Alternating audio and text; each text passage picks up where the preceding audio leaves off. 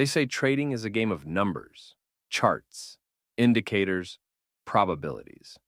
But if you've ever sat in front of a screen with your heart pounding, your palms sweating, and your finger hovering over the mouse, you know the truth. Trading is not about numbers. It's about humans. It's about fear, greed, hesitation.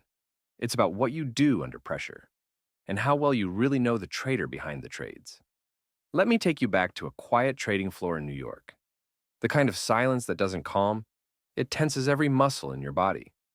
Suits, screens, and the stench of stress. Among them, Lucas. Brilliant, young, confident. The type who'd memorized every indicator, built backtests deeper than the Mariana Trench, and believed his strategy could outsmart anything. But today, the market wasn't playing by the rules. It wasn't respecting his support levels. It wasn't dancing to his moving averages. It was laughing, cold, cruel, and indifferent. Red tick after red tick. Every candle bleeding across his monitor. Lucas's system was collapsing. And so was his certainty. He didn't know it yet. But this was the moment every trader meets themselves. And then, a hand. Steady. Grounded. Firm. Landed on his shoulder. "Easy, son," a voice said. It was William, older, calmer. The kind of trader who didn't blink when the VIX spiked. Who smiled in storms because he understood what most don't.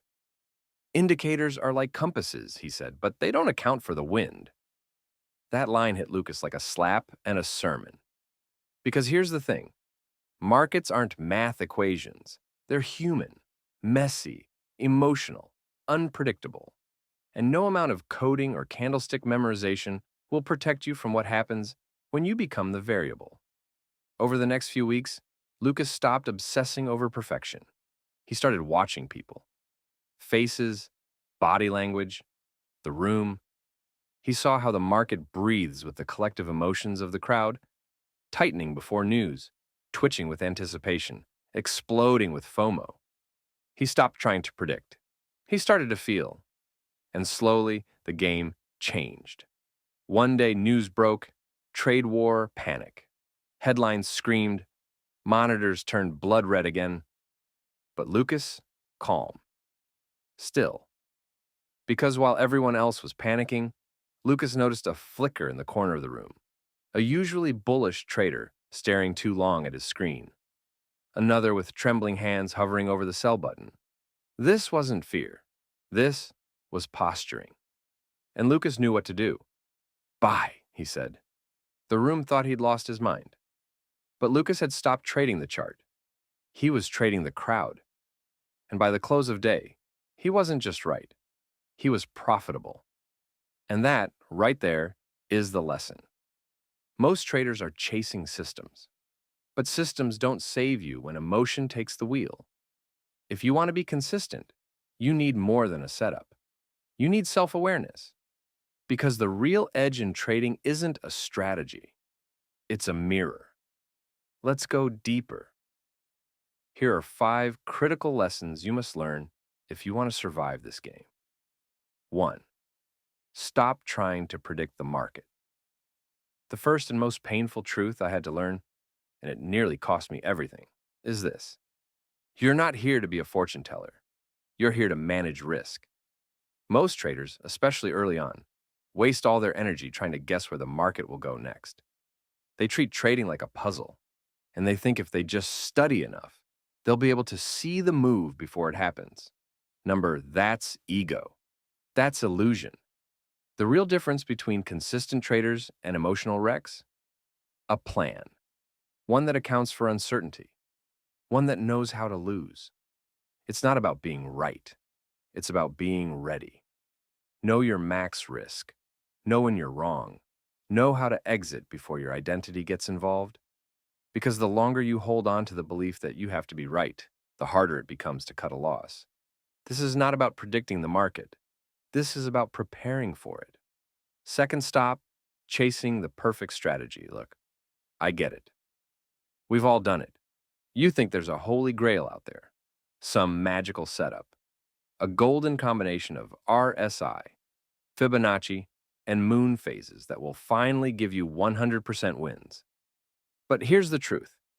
Chasing the perfect strategy is just avoidance in disguise. Avoidance of discomfort.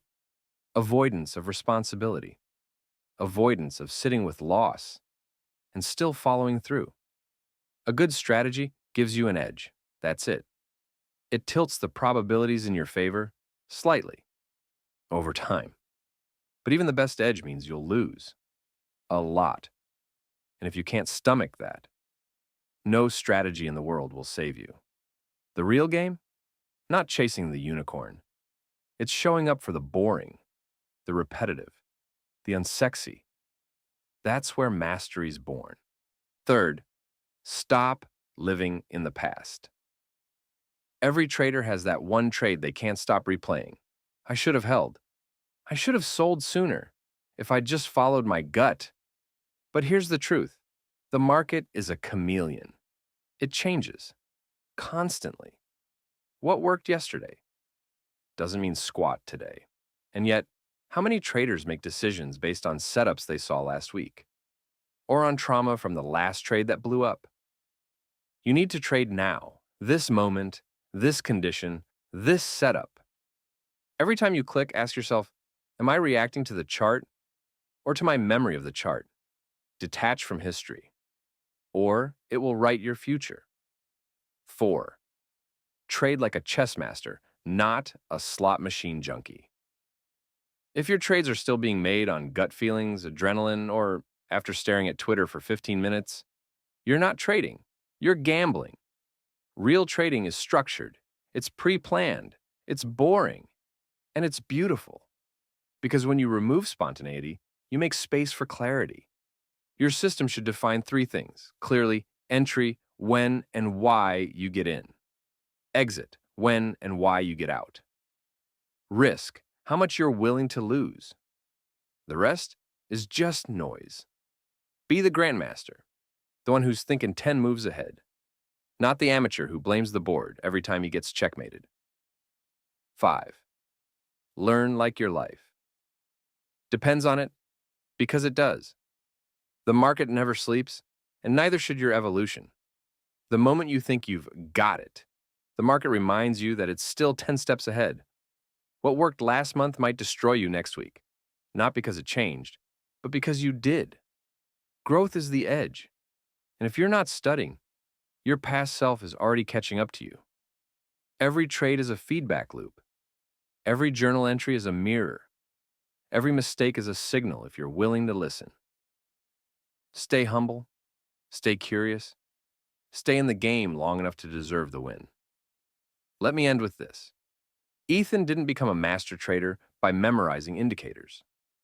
He became one by paying attention to others, to the market, to himself. And so can you, but only if you stop looking for shortcuts and start asking better questions. Not, what's the best strategy?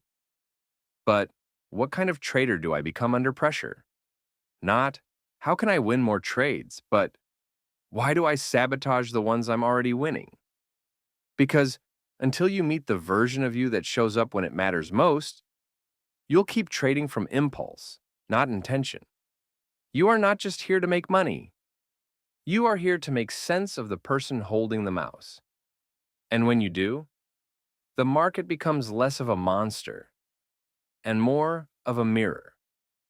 If this hit home, leave a comment below. What part made you stop and think? Subscribe to Profit Psychology, where we go deeper than entries and exits. Because the market isn't what you're really trading. You are. Let's go deeper.